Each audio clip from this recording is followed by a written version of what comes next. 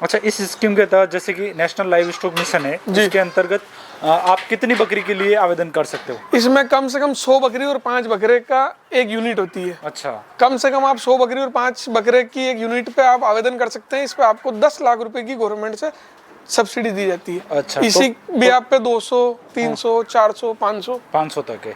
जैसे कि आपका फार्म ये 500 बकरी का 500 है, बकरी तो आपको कितने लाख की सब्सिडी मिली? मुझे 50 लाख की सब्सिडी। 50 लाख की नमस्ते भाई साहब, नमस्ते सर। क्या नाम है आपका और अपने फार्म की लोकेशन बताओ। मेरा नाम सोनू भाई है।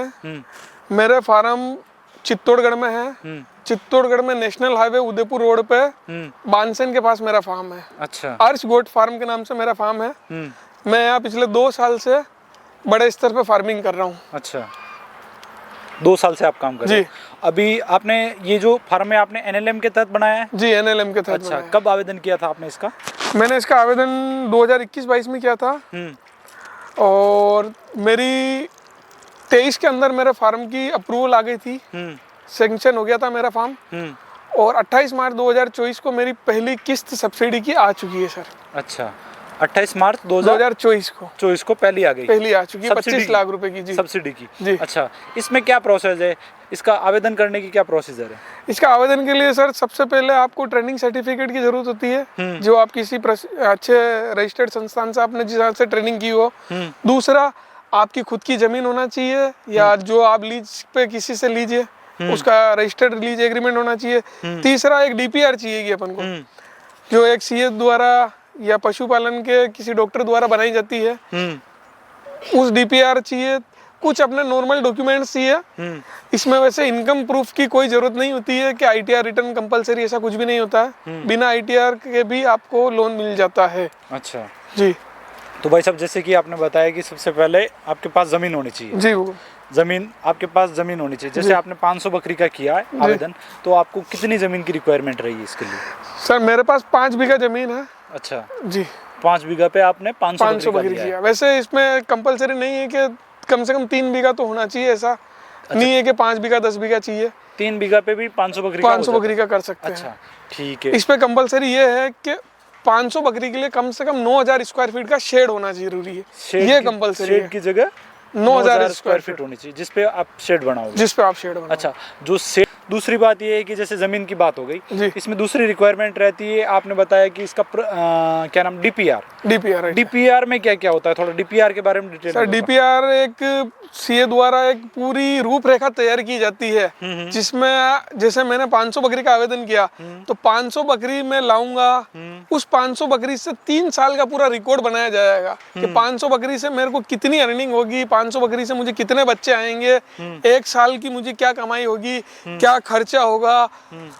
उसी की रूपरेखा को एक डीपीआर कहा जाता है। उसी के बिहाफ पर कोई भी बैंक आपको लोन देगा। अच्छा, मतलब उसमें पूरा लेखा जोखा होगा कि आप कितना बकरी खरीदने में इन्वेस्ट करोगे, कितना शेड पे खर्च करोगे, इसका सारा लेखा जोखा होगा। इसी को डीपीआर कहते हैं। ये तो डीपीआर हो गया। जी, पहला जमीन की बात कर ली, दूसरा डीपीआर की बात कर ली। तीसरी बात आती है कि आप लोन कहाँ से लोगे? जी, बैंक कौन सा लोन देगा? सर, गवर्नमेंट बैंक सभी लोन देते हैं। पर मेरे बहुत सारे जो दर्शक हैं उनका हमेशा क्वेश्चन यही आता है कि भाई हम बैंक में जा रहे हैं पर हमें लोन नहीं दे रहा है, बैंक वाला मना कर देता है। तो आपने कैसा इसको कन्विंस किया और बैंक वाले को कन्विंस करके ये लोन लिया? जी सर, एक्चुअल में लोन ना मिलने के पीछे सबसे बड़ी वजह ये होती है, किसान फार्मर लोग समझते हैं कि हम जिस जगह पे लगा रहे हैं उस जगह पे ही बैंक हमारे को लोन देता है। असल मुद्दा तब आता है कि हम जहां फार्म लगा रहे हैं, जितने का हम लोन ले रहे हैं उससे ज्यादा की हमें कोलेटरल सिक्योरिटी, बंधक हमें बैंक को गारंटी के रूप में कोई प्रॉपर्टी देनी पड़ती है, चाहे वो रेजिडेंशियल हो चाहे कमर्शियल प्रॉपर्टी हो। अच्छा, तब जाके हमें लोन मिलता है। जैसे आज मैंने इस प्रॉपर्टी है तो मेरी ये प्रॉपर्टी की वैल्यू बैंक में 0 है। मुझे इसके अलावा मैंने एक दुकान गारंटी में दी है। अच्छा, तब जाके मेरा लोन हुआ है। अच्छा, मतलब आपने आपकी जो दुकान थी जी वो गारंटी के रूप में लगाई, तब जाके आपको ये लोन हुआ है। अच्छा, अपना जो ये पूरा फार्म है जी, जो आपने शेड पूरा 9000 स्क्वायर फीट पे बना रखा है? जी, मेरा ज्यादा है। अच्छा, मतलब इस स्कीम के तहत स्कीम में 9000 मिनिमम रिक्वायरमेंट है। मिनिमम 9000 स्क्वायर फीट का शेड बनाना जरूरी है।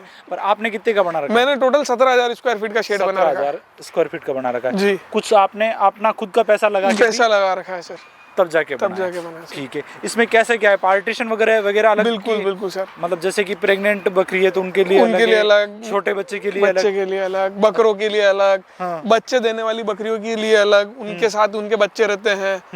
जैसे मेरा शेड है, ये 60 बाई 200 का शेड है सर। अच्छा। इसके अंदर 10 ब्लॉक बने हुए हैं। इन 10 ब्लॉक में अलग अलग जानवर रहते हैं। जैसे इस ब्लॉक में अपन खड़े हैं, यहाँ सारे बकरे हैं। अगले ब्लॉक में सब बच्चे हैं। उसके आगे वाले ब्लॉक में वो सारी बकरियां जिन्होंने बच्चे दे रखे हैं। आपके पीछे वाले ब्लॉक में ये बकरी 11 है जो बच्चे देने वाली है। अच्छा, ये अभी जो इस साइड में बैठी, ये प्रेग्नेंट है? प्रेग्नेंट बकरियां। अच्छा, कितने महीने की प्रेग्नेंट है ये? सर ये 2 महीने से लेके पूरे लगभग टाइम होने को आ रही है, बच्चे देने की ब्याने तक की है ना? ब्याने तक की है। अच्छा ठीक है। मैं नहीं पाल सकता? एक साथ में नहीं पाल सकता। अच्छा। उसके लिए मैन पावर, ट्रेनिंग, प्रॉपर ज्ञान सब जरूरी है सर जी।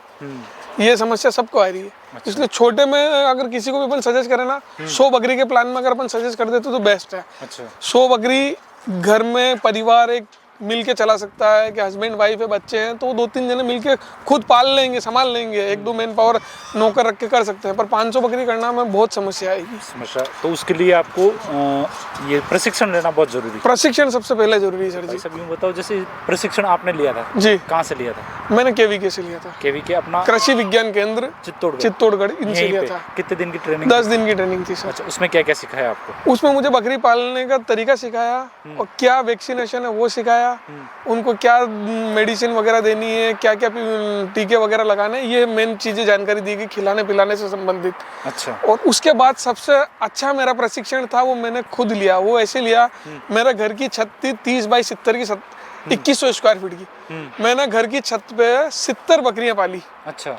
मैंने 2 साल तक मेरे घर की छत पे बकरियां पाली। मतलब ये 500 बकरी का फार्म चालू करने से पहले घर पे 70 बकरी 70 बकरी पाली, अपने आप को प्रिपेयर किया। फिर मुझे जाके लगा कि मैं अब इन सबको पाल सकता हूँ। उसके बाद मैंने 500 का गोट फार्म डाला। अच्छा। तब तक मैंने अपने आप को प्रिपेयर किया, मुझे क्या क्या समस्याएं आई। बच्चे पालने में सबसे ज़्यादा समस्याएं आती है, बकरियों में समस्या आ रही, वो सब मैंने सीखा। अच्छा। एक तरह से पूरा वेटनरी कोर्स किया, खुद मुझे टीके लगाना, इंजेक्शन देना, सब सीखने के बाद फिर मैंने ये काम किया। 2 साल आपने जो 70 बकरी रखी जी, उसमें आपको क्या क्या दिक्कतें आई? दिक्कतें आई ना सर जी, उसमें ये आई थी कि एक तो छोटी सी जगह पे थी पहली तो मेरी, और मेरा मेन मकसद यही था कि मैं सीखूं कि बकरी को किस तरह से पाला जाता है। तो समस्या ये है सर जी कि बच्चों में समस्या आई, बच्चे बहुत मर रहे थे, बकरियां मर रही थी। क्या कमी थी हमारे, मैं वैक्सीन नहीं करता था पहले, फिर वैक्सीन लगाने लगा। फिर मैं नए जानवर लाके पुराने जानवरों के साथ में छोड़ देता था। अच्छा। तो ये मेरी सबसे बड़ी समस्या हुई। जैसे मैं नए जानवरों को किसी को छोड़ता था लाके, अगर उनमें इन्फेक्शन बीमारी होती थी तो उसकी वजह से मेरे सारे जानवर बीमार होने लग गए। अच्छा। जैसे कि आप कोई नया फार्म, नया जानवर लेके आते हो किसी दूसरे फार्म से जी, तो उसको कितने दिन तक आप क्वारंटाइन अलग रखते हो? मैं अभी कम से कम 15 दिन के लिए उनको क्वारंटाइन करता हूँ। उसके लिए मैंने पूरा एक अलग उस तरफ फार्म से दूर एक शेड बनाया हुआ है। अच्छा। जिसके अंदर 100 जानवर एक साथ में क्वारंटाइन कर सकता हूँ। अच्छा। 15 दिन वहाँ रखने के बाद उनको वहीं स्किन पे किसी प्रकार के जुएं चीचड़े हैं तो उसकी सफाई करके वहीं वैक्सीन करके नहला धुला के 15 दिन बाद बिल्कुल स्वस्थ होने पर अपने जानवरों के साथ मर्ज करता हूँ। फिर यहाँ पे लाके यहाँ डालता हूँ। अच्छा। देखो आप जैसे ये तो बता दिया कि आप यहाँ पे भी नहीं ले रहे हो, दूसरी चीज इसके पानी पीने की भी अलग से व्यवस्था होनी चाहिए। बिल्कुल, पानी अगर आप वहाँ पे तो अलग रख रहे हो और पानी में सब एक जगह आके पानी पी रहे हैं तो फैलेगी बीमारी, तो फिर से वही समस्या हो जाएगी सारे में। तो इससे आप अपने फार्म की मोर्टेलिटी को कम कर सकते हैं सर। एक चीज तो ये हो गई।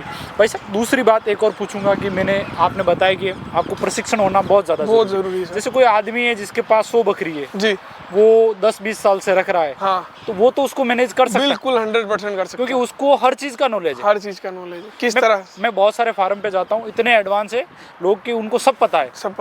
ईटी, पीपीआर, एफएमडी सब कुछ वे खुद कर लेते हैं।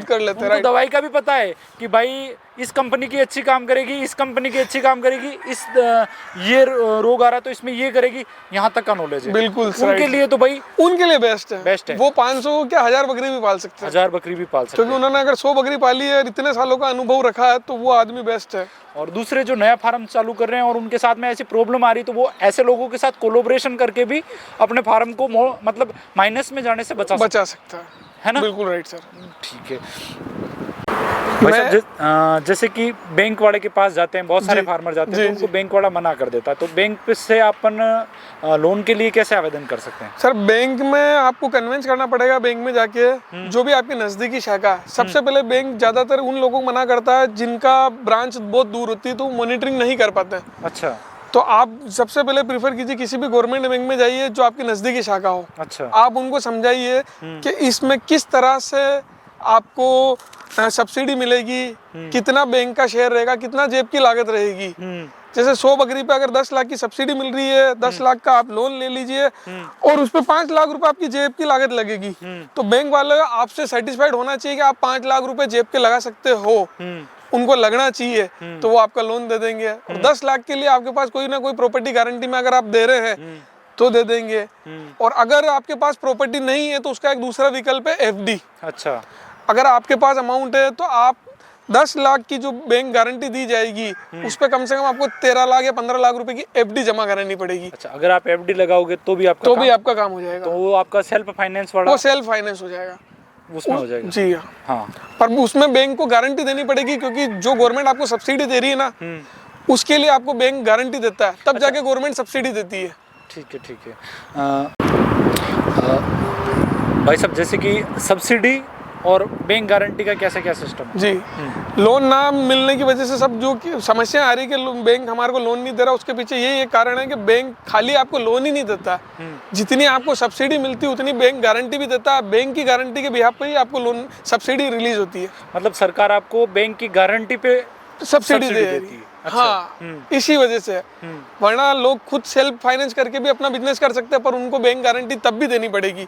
आज मेरे पास पैसा है, मुझे लोन की आवश्यकता नहीं है, मैं खुद भी कर सकता हूँ, तब भी मुझे उस केस में एफडी बैंक के अंदर गारंटी पे रखनी पड़ेगी, तब जाके बैंक मेरी वहाँ गारंटी अपने एनिमल हस्बेंड्री डिपार्टमेंट को भरेगा गारंटी के, इनकी सब्सिडी की गारंटी वो लेगा बैंक, तब जाके आपको सब्सिडी मिलेगी। और इसमें सब्सिडी 3 साल के लिए गवर्नमेंट का लॉक इन पीरियड रहता है। अच्छा, आपको इस व्यवसाय में अगर आ रहे हो, सब्सिडी लेनी है, तो कम से कम 3 साल तक के लिए आपको ये प्लान चालू रखना पड़ेगा। मतलब आपने अगर फार्म को चालू रखना पड़ेगा, अगर आपने 100 बकरी रखी तो 3 साल तक आपको 100 बकरी और 5 बकरे रखने पड़ेंगे। अच्छा, ये सिस्टम है सर इसमें। अच्छा, 3 साल में आपकी बार बार मॉनिटरिंग होगी, सेंट्रल गवर्नमेंट लेवल से भी होगी और स्टेट लेवल गवर्नमेंट भी आपकी मॉनिटरिंग करेगी। वो आएंगे, बार बार देखेंगे आपने इनमें से किसी जानवरों को बेचा तो नहीं है, आपने पूरे 100 जानवर रख रखे हैं नहीं रख रखे हैं। आप उन 100 जानवरों को छोड़ के जो आपकी पैदावार होगी उनको आप बेच सकते हो। अच्छा, पर जो पेरेंट स्टॉक आप जो लेके आए उसको सेल नहीं सेल कर सकते। जो इनके बच्चे आ रहे हैं उनको तो सेल कर सकते हैं, और उससे आप इसकी जो ब्याज वगैरह, ब्याज है, किस्त है, वो उसको उन बच्चों से आप चुका सकते हो सर। अच्छा, अच्छा, ये है। भाई साहब जैसे एक चीज और पूछूंगा कि जैसे अभी आपने बताया कि सेल्फ फाइनेंस में अगर आप एफडी लगाओगे तो हो जाएगा, तो एफडी लगा रहा हूँ मैं, जैसे मेरे पास 50 लाख की या 60 लाख की एफडी लगा रहा हूँ और मैं 1 करोड़ 50 लाख की सब्सिडी के लिए आवेदन कर रहा हूँ, तो अब मेरे पास जो मैंने तो एफडी लगा दी है, तो फिर ब्याज बैंक वाला आपसे ब्याज तो नहीं लेगा उस कंडीशन में? ब्याज लगेगा नहीं, ब्याज लगेगा नहीं, क्योंकि आपका खुद का पैसा लगा है। अपन ने वहाँ आगे होके अपना पैसा जमा हुआ 60 लाख रुपए, तब जाके बैंक ने 50 लाख की बैंक गारंटी दी है। बैंक गारंटी दी कि भाई इनके पास लगाने के लिए इतना पैसा है, तब तो गवर्नमेंट ने अपनी सब्सिडी रिलीज करी है। इन केस अगर हम 3 साल नहीं चलाते हैं तो बैंक जो हमारी एफडी रखी हुई उसमें से वो वापस गवर्नमेंट को आपके सब्सिडी का पैसा लौटा देगा। अच्छा, जितना आया वो लौटा सकता है, रिफंड कर सकता है। अच्छा, इस प्रकार से भाई अगर आप है ना सेल्फ फाइनेंस करवाना चाहते हो तो उसमें आप अपनी एफडी भी लगा सकते हो और एफडी के माध्यम से आप बैंक गारंटी भर सकते हो, बैंक गारंटी सरकार को भर सकते हो कि भाई मेरे पास लगाने के लिए 50 लाख है, 40 लाख है या 30 लाख, जितना भी आप 100 के लिए कर रहे हो, 200 के लिए कर रहे हो, तो उसके बैंक गारंटी जाने के बाद ही आपकी सब्सिडी आएगी। अच्छा, सबसे पहले आपकी बैंक गारंटी देनी पड़ेगी, पहले बैंक गारंटी आप अगर सेल्फ फाइनेंस में कर रहे हो तो। तो ठीक है, ये क्लियर हो गया। ठीक है।